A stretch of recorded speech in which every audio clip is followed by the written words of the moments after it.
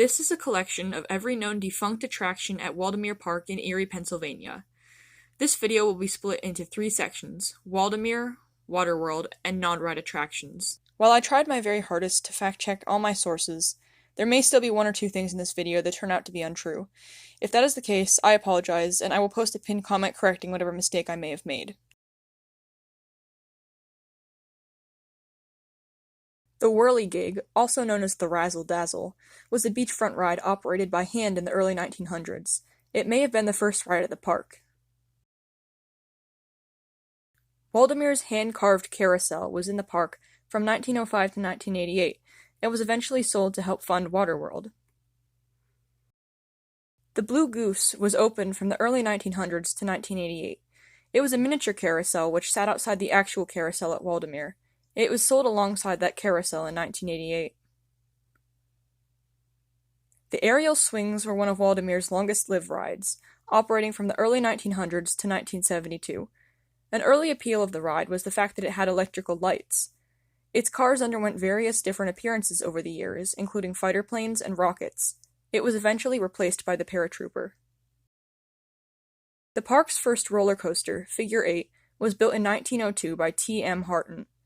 When the ride's track was altered during renovations in 1907, it was renamed as Dip the Dips. This ride stood where Waldameer's arcade building is located today, and it was eventually dismantled in 1937. Waldameer's second coaster, Scenic Railway, operated in the park from 1907 to 1919, and was also known as the Coney Island Scenic Coaster. According to an interview with Brian Gorman, this is just another name that the Figure 8 coaster had, but other sources say that these are 2 separate coasters. The Mill Run, also known as the Mill Chute, the Log Ride, Old Mill Run, and Ye Old Mill Chute, opened in Waldameer in the early 1920s. It was a log flume ride that was viewed by locals as a sort of tunnel of love due to the fact that a lot of its course was in the dark. It was one of Waldameer's longest-lived rides, but in 1996 it was replaced by Thunder River, which still stands today. The original Ravine Flyer is the most infamous defunct Waldameer ride by far. Opening in 1922, this coaster was very thrilling for its time, with a drop of 80 feet into the ravine it was named for. The ride's most notable feature was its bridge spanning Peninsula Drive. On August 8, 1938, the train failed to climb the hill following the bridge, and it began to volley back and forth over Peninsula Drive. A woman became hysterical as the train did so, and her brother stood up in an attempt to comfort her. However, he lost his balance and fell 30 feet to the road below, passing away shortly after. It was determined that a locked wheel had caused the train to stall over Peninsula Drive, and the coaster was condemned and torn down. Years later, the ride would finally be replaced by Ravine Flyer 2, which follows much of the same course that the original Ravine Flyer did. The Caterpillar and the Tumblebug were 2 flat rides installed in the 1920s, and they called the park home until the 1950s. Fun in the Dark is estimated to have opened in the 1920s. It was a ride through Funhouse not unlike the Wacky Shack. The ride replaced Bluebeard's Funhouse Castle, an older attraction, and was eventually removed in 1950 in order to make way for the Comet roller coaster. The Lupoplane was a flat ride at Waldameer in the 1940s, and it was the first ride at Waldameer to invert its riders. Sorry, Chaos, that title doesn't belong to you. The Victory Special was a train similar to the El Ruth Express. It operated during the World War II era. The Whip and the Flying Scooter were flat rides added in the post-World War II era. The dates of their removal are unknown. The Kiddie Swings and the Custer Cars are extremely obscure, and I have only ever seen mention of them on a singular poster for Waldameer, which supposedly dates back to 1941. I don't even know if this poster is real, because it lists Ravine Flyer as an available ride, when in reality that coaster was not open in 1941.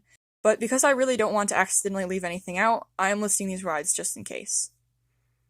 The Skyview Ferris wheel opened in 1944. It was the first Ferris wheel to call Waldameer its home, and it was much smaller than the Ferris wheel which operates today.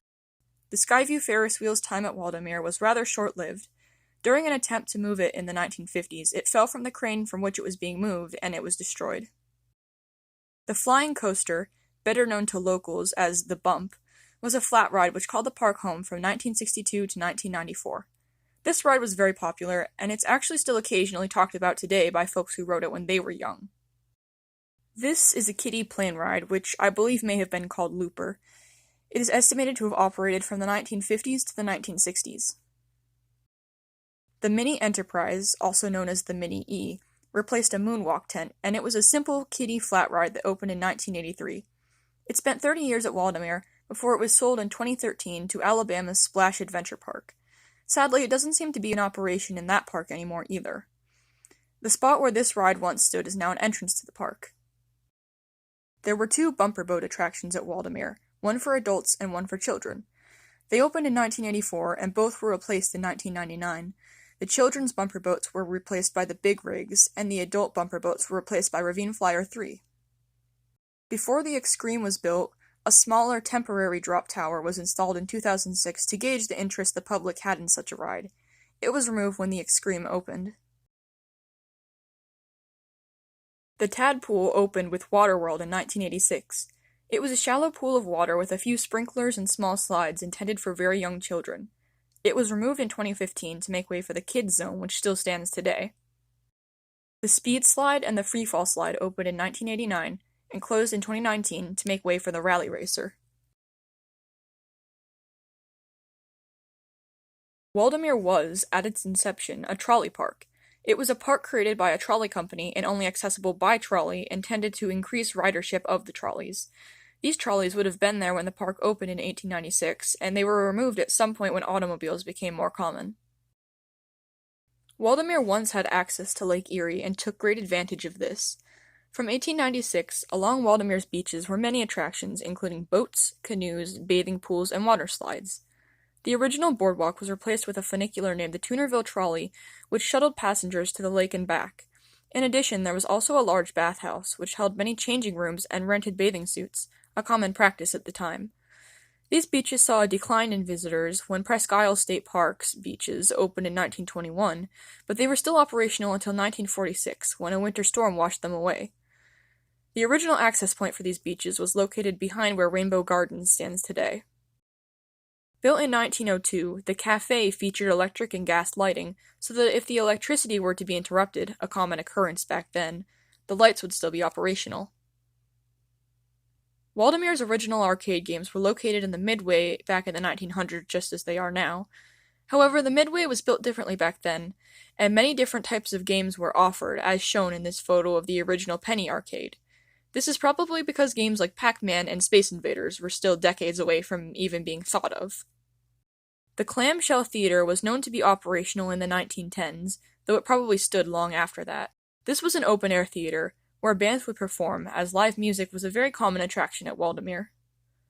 It is unknown when the original dance hall at Waldameer was built, but it was destroyed in a fire in 1924. In 1925, an open-air dance floor was constructed in order to keep live music as an attraction at the park. Walls were built around this dance floor after the season was over, and it became the Rainbow Gardens building, which still stands today. There was once a small bowling alley in Waldameer. Not much information is available about its origins or its demise. Bluebeard's Castle Funhouse was a funhouse which was known to have existed in the 1920s. While only 2 photographs of it seem to remain today, it is safe to assume that it was probably a walk-through attraction rather than a ride. It was replaced by Fun in the Dark. Monkey Island was an enclosed island populated by rhesus monkeys. It was added during the Great Depression when free entertainment was needed in order to keep people coming to the park. This island closed in the 1950s when the monkeys were reportedly purchased by the government for the upcoming space program. The attraction was located where the station for the Skyride is now. The Snake Pit was an attraction similar to Monkey Island, populated by snakes instead. Not much is known about when this attraction was in the park, and no photos of it remain. The Hofbrau German Beer Garden was a bar featuring singing waiters which embraced Waldameer's German heritage. The bar opened at some point in the early 1900s, and closed in 1919, shortly before Prohibition took effect. It reopened in 1933, but was destroyed in a fire in 1941. A young girl perished in the fire when she attempted to return to the building to retrieve some belongings she had left inside. In a 1996 interview with Paul Nelson, he mentions that at one point Waldameer offered pony and donkey rides. They were removed due to the fact that the animal rides weren't as sustainable as mechanical rides. There are no photos of these rides. The Tricky Golf Course was a small golf course in the park in the 1950s. It reportedly stood near where Pirates Cove is today. A small moonwalk tent operated in Waldameer from 1979 to 1982. It only lasted for 4 seasons before it was replaced by the Mini Enterprise. Showtime Theater was a small show stage where college theater students would often perform musicals for Waldameer's younger visitors. Multiple shows would be put on in a day, and it served as a useful way for theater students to add some work to their resumes. While its opening year is unknown, it is known to have existed as far back as 1996. Showtime Theater was removed in 2019 to make way for Whirlwind, and as a theater kid myself, I was sad to see this attraction go. This is hardly even worth a mention, but in the name of making sure I get everything in this video, I'm still going to talk about it. There have been plenty of old games at Waldameer which have been removed over the years, including a High Striker and a game called Water Wars.